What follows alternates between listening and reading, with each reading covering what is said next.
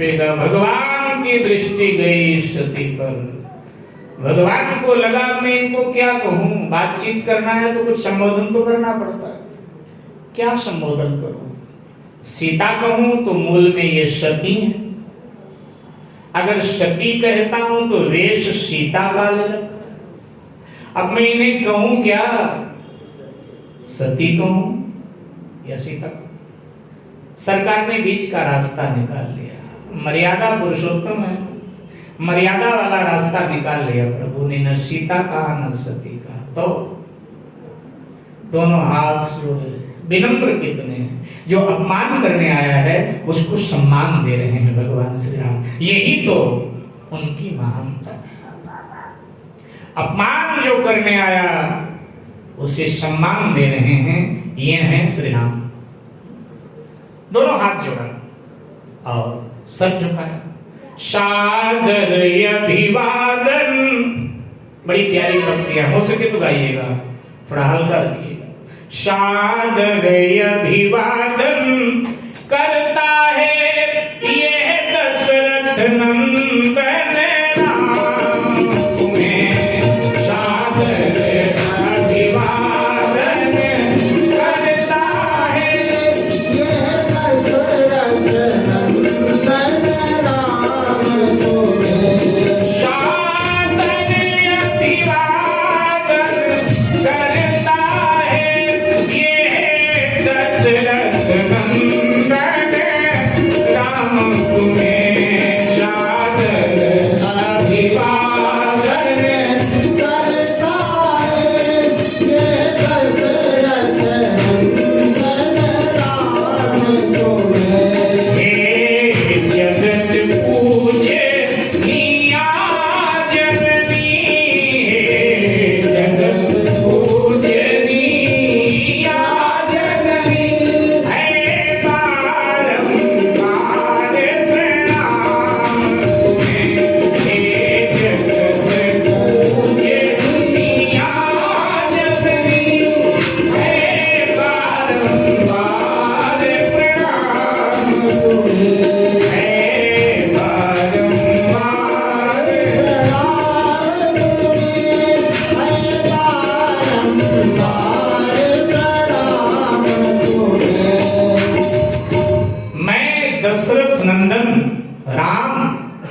हे जगत पूजनीया जगत जननी, आपको प्रणाम करता हूं। ये मैं क्या देख रहा हूं आज, शिव में और भवानी में वियोग कैसा। वो वहां बट छाया के नीचे बैठे हैं और आप यहां आकर अकेली बैठी। इस तरह वन बिहड़ों में नारी अकेले घूमे, इससे नारी के नैतिक मूल्यों में गिरावट आ जाती है। मां जैसे इतना कहा, सती के पांव के नीचे से जमीन खिसक गई, पसीने पसीने हो गई सती। बाप रे, मैं पति वचन लिखा कर माना, मेरे पति ने जो कहा था उसे मैंने असत्य माना। सत्य तो वही है जो मेरे पति ने कहा था। ये तो नारायण है, नर तो है। जिधर से आई थी उठकर बिना कुछ बोले उधर की ओर जाने लगी। भगवान को लगा कि ये परीक्षा लेने आई थी, बिना परीक्षा के जा रहे हैं, रिजल्ट भी नहीं सुनाया, परीक्षा दे दूं ढंग से। भगवान ने दृष्टि का इशारा किया तो साथ सृष्टि का खेल बदल गया। सती जिधर भी दृष्टि डालती, जित चितमहि तित प्रभुवासीना सेवै सिद्ध मुनीश प्रवीणा। जिधर सती दृष्टि दौड़ाती है दसों दिशाओं में अनगिनत श्री राम लक्ष्मण सीता विराजमान हैं। अनगिनत शंकर, अनगिनत ब्रह्मा, अनगिनत दक्ष, अनगिनत सती, अनगिनत सिद्धि महापुरुष सब श्री सीताराम जी की सेवा कर रहे हैं। अब जाए तो किधर जाए, रास्ता ही नहीं। जिधर देखो दसों दिशाओं में अनगिनत श्री राम लक्ष्मण सीता, किधर जाए, रास्ता नहीं। जहां खड़ी थी ना वहीं बैठ गई आंख बंद करके। बड़ी देर के बाद में सती जी ने आंख खोला तो कछु न देख तहां दक्ष को मारे।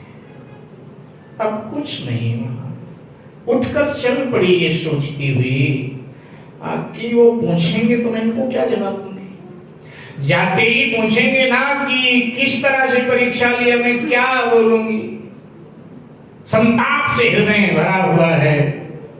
ये विचार करती करती सामने पहुंच गई शिव जी को, शिव जी के। शिव जी ने देखा, उनको तो पता है जो जो हुआ है, उनसे क्या छुप सकता है। शिव जी को लगा 5-5 अपराध करके आई। पहला अपराध एक बार पुनरावृत्ति कर देते हैं। साधु के जीवन सरलता को देखकर संदेह किया, कथा में बैठकर कथा नहीं सुना, भगवान की लीला देखकर संदेह किया, पति की आज्ञा का उल्लंघन किया 4, और अब भगवान की परीक्षा लिया 5 अपराध इसने कर डाले। 6वें से बचा लो इसे। इसलिए नजदीक गई तो शंकर जी हंसे। कई बार आदमी डर के मारे भी झूठ बोल देता है, तो शंकर जी को लगा मैं हंस के पूछूंगा तो सही सही बता देगी, ऐसे ऐसे परीक्षा लिया। शंकर जी पहले हंसे। गई समीप महेश तब हंसी पूछी कुशला। नजदीक गई तो शंकर जी हंसे और हंसकर बोले कुशल तो है। गई समीप महेश तब हंसी पूछी कुशला। लीन परीक्षा कवन विधि सत्य कहु सब। सत्य सत्य बताना, भगवान की परीक्षा किस ढंग से लिया। सती जी ने क्या कहा कि कछु न परीक्षा लीन गोसाई। 6वां अपराध कर दिया ये बोलकर। पतिदेव मैंने कोई परीक्षा नहीं लिया। शिव जी ने कहा फिर वहां क्या करने गई थी। बोले जाना तो इसलिए पड़ा, आपने प्रणाम किया, मैंने संदेह किया, आपने बताया ये ईश्वर हैं। आपके सामने तो मैंने कहा था मैं परीक्षा लेने जा रही हूँ, लेकिन परीक्षा लेने नहीं गई थी। मुझे लगा कि जब मेरे पति ने प्रणाम कर लिया तो मुझे भी प्रणाम कर लेना चाहिए। मैं दौड़ी दौड़ी प्रणाम करने गई थी। सो कछु न परीक्षा लीन गोसाई और कीन प्रणाम तुम्हारे नाई। जैसे तुमने दूर से सर झुका के प्रणाम किया, ऐसे मैं भी दौड़ी दौड़ी गई और दूर से प्रणाम करके आ गई। जबकि सत्य यह है कि इतना कुछ देखने के बाद में देवी जी ने प्रणाम नहीं किया। अहंकार वाला माथा झुकता नहीं है ना साहब, नहीं झुकता, प्रणाम नहीं किया। शंकर जी ने सब जाना, उनके आंखों में आंसू आ गए कि जब शिव के पत्नी का यह हाल है तब जीव का क्या हाल हो। अशक्ति बोल रही है मेरे साथ, असत्य संभाषण कर रही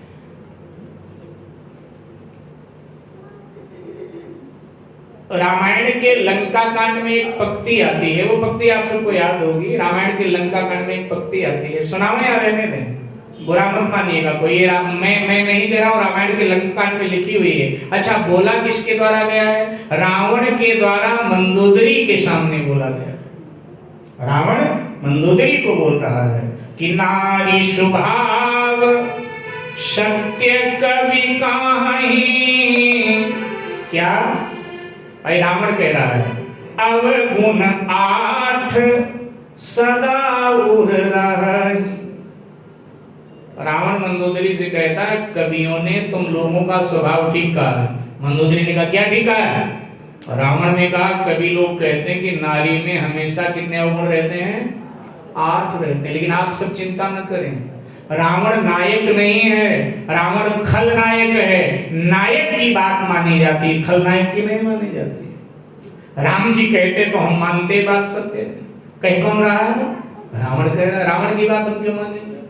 और वैसे भी रावण ये बात बोला कब है? त्रेता युग में बोला है। तो सतयुग त्रेता द्वापर की बहनों में 8 अवगुण रहता होगा, कलयुग की बहनों में गुण ही गुण है, सारे अवगुण पुरुषों में होते हैं। आप सब में नहीं, चिंता मत करना। देखो भैया, हम लोग कथावाचक हैं, भोजन माताएं बहनें करावें, दक्षिणा ये दें, तो अब हमें तो इनके पक्ष में बोलना पड़ता है। देखो संख्या किसकी ज्यादा है, बहुमत बहनों का है। तो ये आप सब में कोई दुर्गुण नहीं। वैसे भी रावण बोला कि 8 अवगुण रहता है, उनमें से एक अवगुण बताते हैं कि भाई ये भी रहता है कि बिना वजह के असत्य बोलना। एक घटना बता करके आगे बढ़ चलते हैं, समय हो रहा है कथा का। हमारे उत्तर प्रदेश में एक जिला है लखीमपुर खीरी, उत्तर प्रदेश में। तो लखीमपुर खीरी में बड़ी पुरानी बात है, कम से कम 30-35 साल पुरानी बात है। उस समय देहातों में वाहन के नाम पर बैलगाड़ी होती थी। कोई बहुत बड़े आदमी हो तो साइकिल मिल जाती थी उनके यहाँ, बाकी वाहन के नाम पे कुछ नहीं होता था, देहातों की घटना। तो एक साध्वी जी अयोध्या की लखीमपुर खीरी के देहात में कथा कहने गई थी। वहां एक नदी बहती है देहात में, गर्मी के दिनों में सूख जाती, तो देहाती लोग उस नदी को कहते हैं सुखेता नदी, जब सूख जाती है। तो आज रात्रि में साध्वी जी की रामकथा को विश्राम मिला। अगले दिन प्रातः काल साध्वी जी के जो लोग थे, अनुयायी थे, शिष्य लोग, तो उन्होंने कहा कि साध्वी जी से कि साध्वी जी ने कहा हमें रोडवेज तक छोड़ दो। तो कहा कि बैलगाड़ी पर चलेंगी या पैदल। तो साध्वी जी ने कहा कि सुबह सुबह निकलेंगी, सूर्योदय के पहले पहले। गर्मी के दिन थे तो कहा मौसम थोड़ा ठंडा रहता है, बैलगाड़ी क्या पैदल चलेंगी और रोडवेज पर हमें छोड़ देना। अब रोडवेज वहां से 7-8 किलोमीटर था उस गांव से। तो साध्वी जी प्रातः काल ही ब्रह्मवेला में अपने शिष्यों के साथ, उनके शिष्य लोग उनको छोड़ने के लिए पैदल रोडवेज पे जा रहे थे। साध्वी जी के आगे आगे एक बैलगाड़ी चल रही थी। बैलगाड़ी में कुछ गांव देहात की बहनें बैठी हुई कीर्तन करती हुई जा रही थी। जो नदी था उसके उस पार शिव जी का मंदिर था, तो वहां मुंडन आदि कराने की परंपरा थी। तो एक बच्चे का मुंडन कराने के लिए बहनें जा रहे थे, बैलगाड़ी पर बैठकर गाती बजाती जा रही थी। अब बैलगाड़ी सुखेता नदी के बीच से होकर निकलने लगी, कहीं कोई खड्डा था, पहिया फिसला, बैलगाड़ी उलट गई। सो बहनें चिल्लाने लगी। गांव देहात के लोग सब दौड़े और जैसे तैसे उन्होंने बैलगाड़ी को सीधा किया। हल्की फुल्की चोट भी आ गई बहनों को। तब तक वो साध्वी जी भी अपने लोगों के साथ वहां पहुंच गए। अब ये गांव की बहनें साध्वी जी की कथा सुनने रोज जाया करती थी। सो साध्वी जी से कहने लगी कि जी आप तो कथा में अभी कल कह रही थी कि भजन करते हुए यात्रा संसार की करो, तो यात्रा में कोई विघ्न नहीं आता है। हम तो भजन गाते गाते जा रही थी, फिर भी बैलगाड़ी उलट गई। तो साध्वी जी पीछे ही बैलगाड़ी के चल रही थी, सो भजन पूरा उन्हें सुनाई दे रहा था। तो साध्वी जी ने कहा तुम सब भजन गा रही थी? और क्या? बोले अच्छा बताओ कौन सा भजन गा रही थी? तो बहनों ने गा के सुनाया। अवधी बोली में भजन था, गा के सुनाया। हम गावें तो आप भी समझ जाओगे, पूरा नहीं गाएंगे, एक आध लाइन। तो उन बहनों ने साध्वी जी को सुनाया कि हम गा रही थी कि बाबा तुम्हारे मंदिरवा कैसे आऊं। हमारे अवधी में ना शब्द को बिगाड़ देते हैं। अब मंदिर शब्द है, लेकिन अब कोई गीत गाएंगे कुछ तो मंदिर को मंदिरवा कर देंगे। बाबा तुम्हारे मंदिरवा कैसे आऊं, नदिया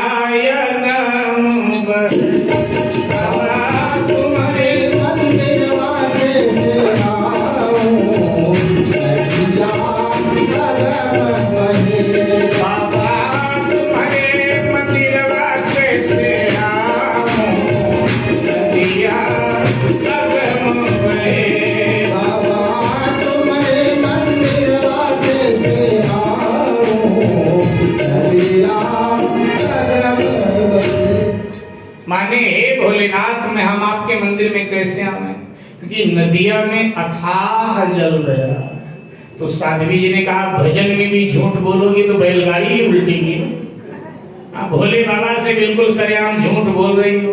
नदिया में तो धूल उड़ रहा, एक बूंद पानी नहीं, और भोलेनाथ से कहती हो कि कैसे आपके मंदिर में आवे, नदिया में अथाह जल बह रहा है।